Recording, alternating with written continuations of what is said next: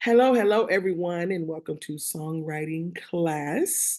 This is number two, or it may be used for other classes. So, whatever you're watching right now, yep, the time is now. So, we have decided to invite the Reverend Good Dr.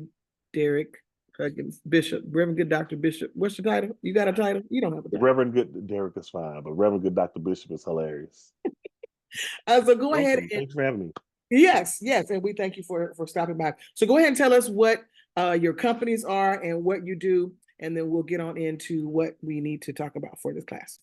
Well, as I often like to say, my name is Derrick Huggins. I'm the CEO of all things Avidity, Avidity Promotions, Avidity Awards, Avidity Recording Academy, Avidity Indie Magazine, and the list goes on and on. I started my career 25 years ago as an artist manager. I was 19 years old. Local group in Dallas Fort Worth called I Me. Young ladies are all pastors' kids, and but now they're all first ladies and having children or whatever. So they don't sing together anymore. But they took a shot on me 19 years ago. I'm sorry, 25 years ago. Saw something in me and said, "Hey, we want you to manage us." So that's how I got started in the music business officially. From 25 years there, ago. yeah, 25 years ago, Okay, okay.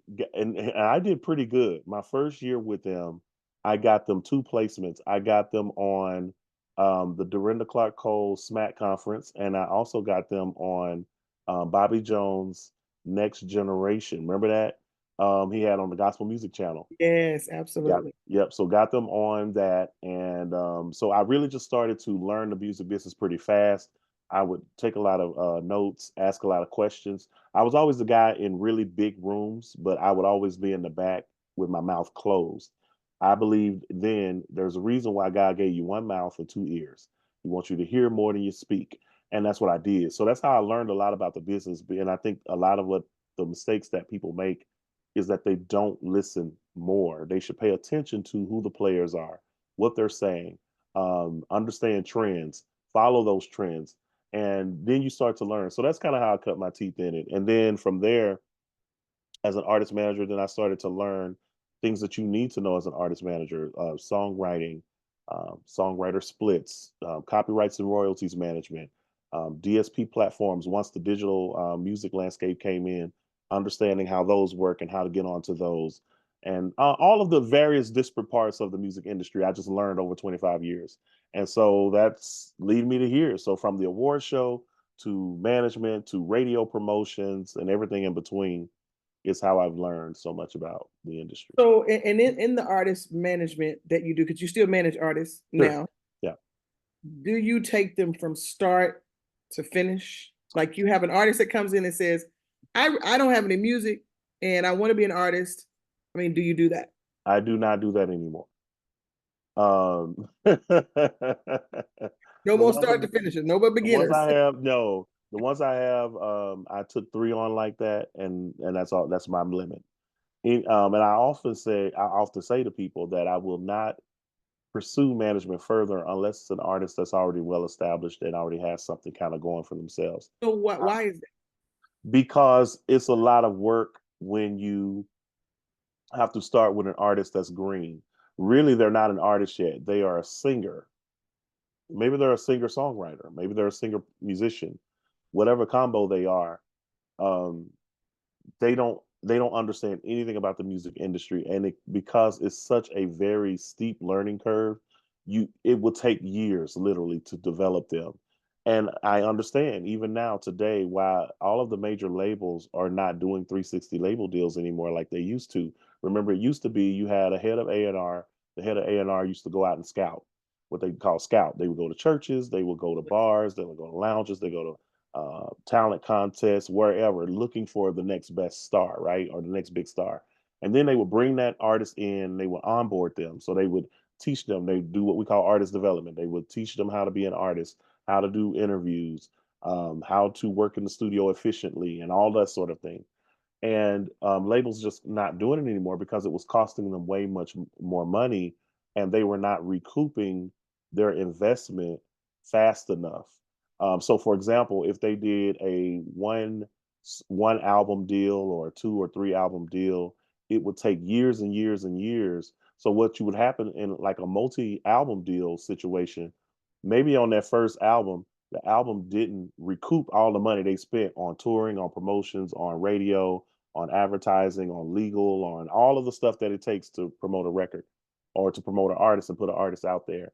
So by the time you get to the second or the third album, that album never happens, or it's shelved because they're still trying to make money back from the first album. And in their mind, it doesn't make much sense to try to push a second or third album when we haven't even recouped the monies from the first album. So that's why a lot of labels now are not doing that. So yes, I feel like now, yeah, so it's harder now to be discovered by a label. It's back in the day they could take you and they could develop you and make you Right. famous. Right. And but now today they want you to already be there Correct. before they get you. So they're looking at your social Yeah. media, they're making Yep. sure that you're already popular, they're making sure that Yep. they know they can make money off of you before Yes. getting you. Okay, Yep. so that's one thing with the labels. So many Hmm. artists are going independent, Hmm. and a lot of the managers as yourself not doing that whole ground level work either. So we're just No. kind of left out there to just kind of figure it out. So you kind of have to, lean on people, other people to do that. And a lot of artists get taken advantage of Yes. in doing that. So one of the subjects that we definitely want to make sure that we cover is you go in the studio and you're getting ready to do music. This is where a lot of artists lose. A lot Yes. of artists, a lot of writers Yep. lose. Yep. Producers is that Yeah. we don't quite understand how to break up song splits. How does that work when you're in the studio and you're working on music and people collecting money, collecting funds on your music? So I definitely want to go Mhm. ahead and break that down on how Sure. we do that. So So, oh, go ahead. I'm sorry. No, no, you go ahead.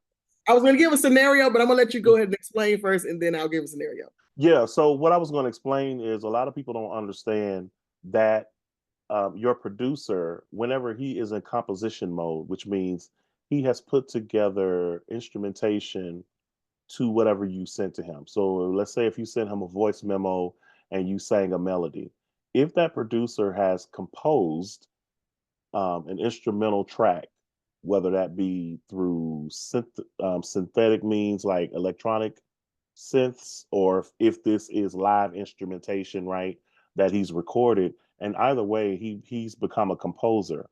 By law, he already is a part of that song. Part of that copyright should by right be his.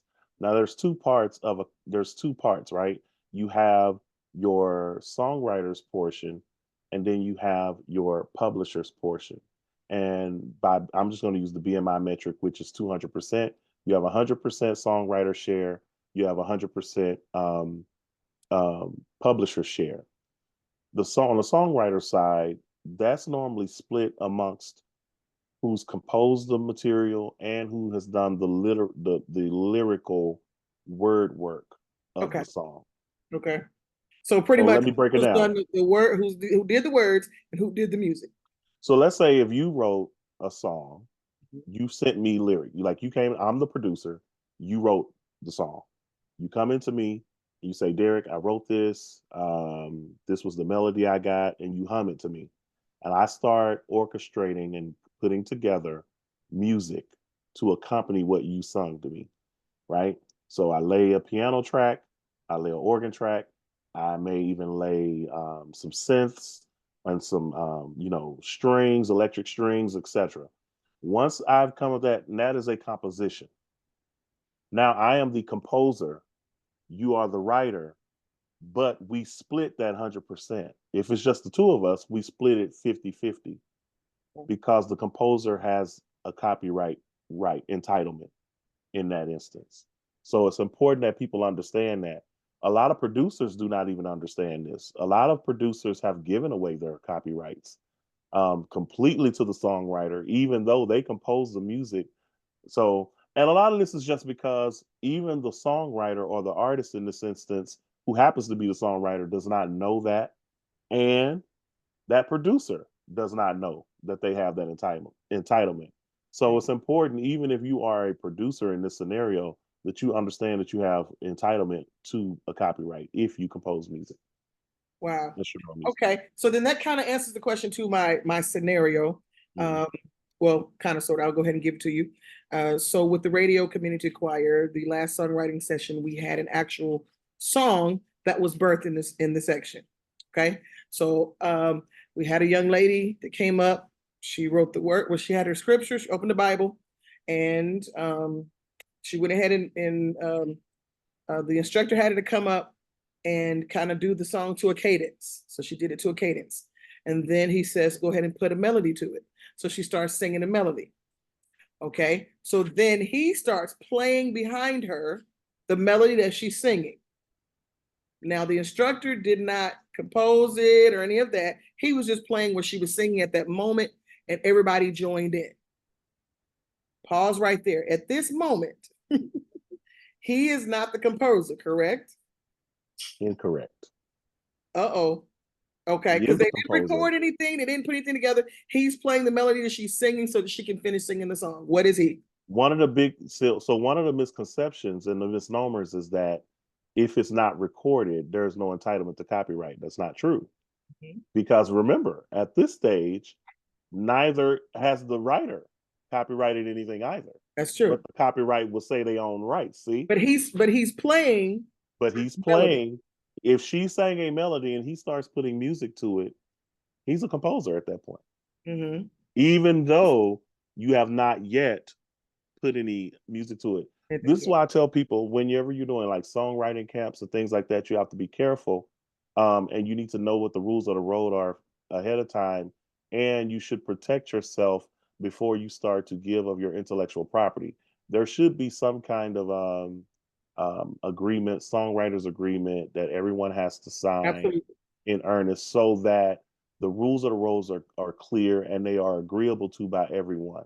Now, another scenario that could have happened in that same instance is, what if you had someone who sat in the back, who was a part of the class, and decided they want to challenge you? Let's say if the song came out and it was successful, they decide they want to challenge you and say, "No, actually, this line I wrote that line." Well, the good thing, thank the Lord for the video. I was gonna just now. That's what I was gonna say. In Yep. that moment, you could have protection. So if there was an infringement lawsuit, you could then have video evidence. But even in that, it's still kind of tricky because we Then it could just kind of truly becomes everybody else's word of mouth, you know. correct. And because the video only proves that in that moment this happened. It Mhm, does not prove what could have happened prior to that moment, mhm, right? mhm. So it can be murky. So yeah, but I will err on the side that you have more protection if it's videoed because then you at least have some evidence of what occurred. Of what occurred. So, but just know it's not foolproof. It's not. Thank you very much for that. Okay, so then you go from the point of after that's done, now you take it to the one who's going to produce it in the studio. The one who's producing it in the studio listens to what was done in the class from the young lady singing it and the instructor playing behind her. That's what he listens to start creating the track. Now, she only sang enough that got us through about 20% of the song. It's what she wrote, and that melody was 20% of the song. So the one who's working on it in the studio creates another part of the song. So he adds the chorus. He makes up the chorus. So, and then I make up the vamp to the song. Of course, she comes back in and writes some other stuff too. So now we have three writers. Is that I make up the vamp and the words. He makes up the chorus and the words. She has the verses. Those are three writers, correct? Yes. Okay. Now he also now is composing the song. He's laying the track. He's adding the drums, the instruments, and all of that. So he is also a composer. He's a composer. Here's where it's kind of interesting. So the terminology is he's a composer, but he also wrote. But here's the thing, as a composer, you get a part of the songwriter share. So even though technically he's a composer, he gets a part of the songwriter split. So essentially in that case, if he did the composition musically and he also wrote lyrics, now he has done also essentially double duty there. He would almost assuredly have the majority of that split. Okay. But here's again where it gets tricky. In theory, it all sounds good. Well, she did this part, I did that part, they did that part. But you want to make sure you're memorializing that contemporaneously, which means you're making a note of that in the moment of what the agreement was. And the best way to do that is through a split sheet. Absolutely. So that way it's already settled before the song is copyrighted, before the song is even released. It's finished, all of It's that. already finished. It's in an agreement. This is what it's going to be. So it's hard to fight that down the line when you already agreed to it preemptively. This is why I tell people just go into it. I understand the excitement of creating. The creative process is very exciting. However, you need to make sure that you're covering your bases on the front side, and that's how you avoid a nightmare at the end. Absolutely. So just take care of dot those I's and cross those T's in the beginning. So, and I'm so glad that you said that, because one of the things when we started the first class was we started with NDAs. We started with, they got in their packet, their split sheets, so that whatever would happen that day that we're in class, here's what we're doing. And they got kind of a brief discussion on how to do the split. So I'm glad that you're giving this breakdown here in part two, a detailed breakdown, because they got a little bit of it and they got their sheets. So that is good to know. So what we have is now 4 people who are involved. Okay. You have 3 who wrote lyrics. You have 2 who did music. So the original instructor who played the melody behind her, because this is where the confusion lies, is that he didn't create any of the melody. He just played at that moment, for that moment, behind her for 10 minutes. So he is also involved, as well as now you have this producer who's putting it all together. So that's 4 people. So now go ahead and give me the percentages of what you in this situation. I know a lot of times it just depends on what you guys have decided to do, but the proper way, how would you break those percentages down? To be honest with you, there's not when we say proper, I'm gonna have to be careful and caveat what I mean. If I say proper way, the only proper way is what the 4 agree to. Now, I want to make sure I'm being careful. So in this moment, the person who did both some composition and some writing would probably, in my estimation, just based off of not hearing it, not being there, not knowing anything, just from what you shared with me, I would be inclined to think that individual would have more of a split share than the other 3 parties, Mhm. right? Um, and this is why I said it can get tricky. And here's the thing that everybody needs to be understanding. When you have multiple writers like this, the more you have, the more convoluted and confusing it can get. Because if you think about it, all of y'all trying to share this one pie of 100%, and you have to come to an agreement on who. Now, the most simplified way to do it is just split it evenly amongst everyone. That makes the math easier. But what if you got that one knucklehead in the group that say, "No, I don't want to split it down the middle because I did more work than y'all, or I wrote more Then of I the would song." say, okay, well, let's weigh out what, Yeah, and go yeah. with that. Which I and think that, hopefully you come to a successful agreement. But sometimes that's not always the case. Sometimes you'll have a situation where the song gets stuck because all the parties involved can't agree on what those split percentages are, and the song just kind of dies and never goes anywhere. Unfortunately, that absolutely, can't happen. So yeah. it's just something that you have to be careful of, for everyone that's writing. When you're writing with different people and you're collaborating, collaboration is a beautiful thing, Mhm. right? Because my vamp with your verse could be beautiful music together. It could be the best song ever. But sometimes if you don't have cooperative, like-minded individuals working together, Mhm. it can cause an issue. And Yeah. if that person doesn't agree and you go ahead and release the song anyway, then you're causing yourself a potential headache down the line. So you just have to Now, be careful. would we still have to is there one person in that scenario that owns the song? Like, is it copyrighted to one person, but everybody else get the splits? No. In a copyright situation, all of you own your percentage of that song. So everyone's owners. So, and here's another thing that's important. So let's say the four of you, again, let's say you put the song out. Okay. Let's say a sync licensing agency wants to use your song in a Tide commercial. And one of you says, nope, don't want to do it.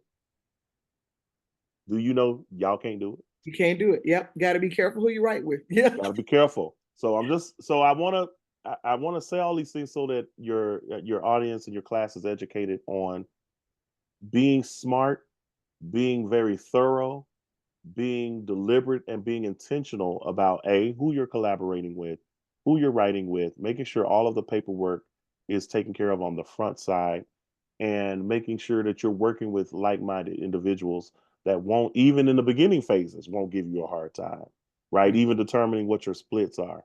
So that's very important. Wow. Okay. So I love this. This is good. This is enlightening. And it definitely it's verified. You know, I've worked with so many artists as well and learned all of this. So this is the reason that an artist will tell you what they don't want you around in most situations when they are writing. They don't want to hear other music Correct. from other people Yes. because you never know when that melody Yes. may be in your head and you're thinking it's something Yes. God gave you, but it's something you heard, Yes. the other day. So this is why writing is very, very private, Yes. because you just never know. Now, what I do also understand is birthing a good song. It's rare to see it being done by yourself. You need people. You need teams. You need people to bounce off of. You know, you may be the writer, but you also are not the producer. Can't be, the composer. All of that. Mhm. So you definitely need people involved. You just need the right people involved.